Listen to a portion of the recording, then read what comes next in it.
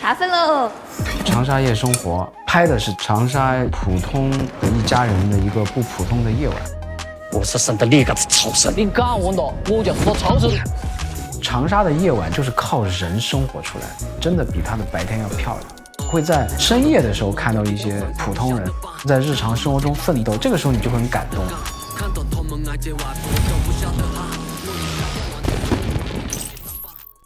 从4个不同的城市空间出发，第一条线其实它就是一个书店里一对年轻人在这邂逅。请微微。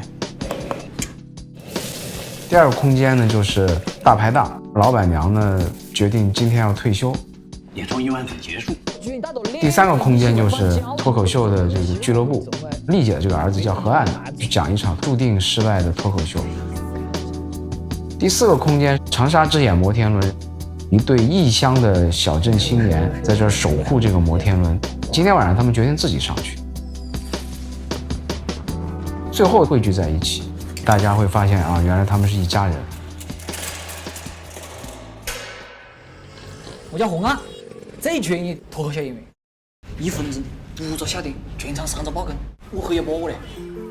张艺兴呢，他是长沙人，一讲长沙话，他就完全不是在演戏，他就是在生活。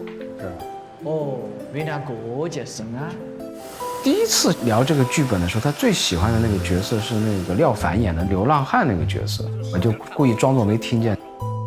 当然也很喜欢何安，他小时候学过南派相声，南派相声后来有一些衰微，他是从南派相声这一卦去理解这个人物的。我们在改剧本的时候也给他加了一些南派相声前世，我觉得他应该是从这个方式进入。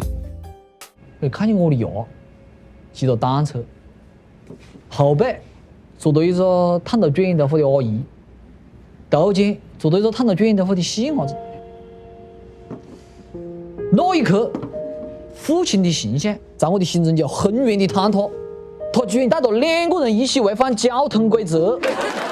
我觉得他最好的还是那场脱口秀，一气呵成。张艺兴就问好不好笑，咔的时候说，他们说好笑，现场是很有互动的。我今天要感谢我爸爸的带来，因为他的带来让我的脱口秀变得好笑了，这是他为我做的唯一一件事情。我哥是我爸和另外一个女人生的。迎访张婧仪是湖南人，潜意识跟这个地方有一种情感。有几场他们俩的长镜头，自然而然就从河东走到河西。迎访在讲他的前世今生，完全把自己放进去了。我2020年去长沙采风，到22年开始拍这个电影，那实际上就是在疫情期间去拍的。这3年我们经历了一些伤痛，中国人疗愈内心的伤痛的最佳的方式一般都是家庭的和解。比如说何岸通过脱口秀告诉他的父亲，曾经在童年的时候那些事儿伤害过我。对中国式父子关系来说，你坦诚，你把它讲出来就够了。他们只会说要不要一块吃个宵夜，其实这个就是和解的开始。你来吃饭去不了？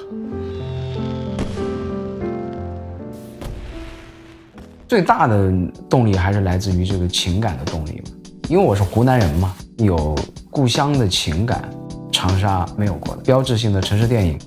我希望不同城市的观众也能够在这个故事中看到他们自己。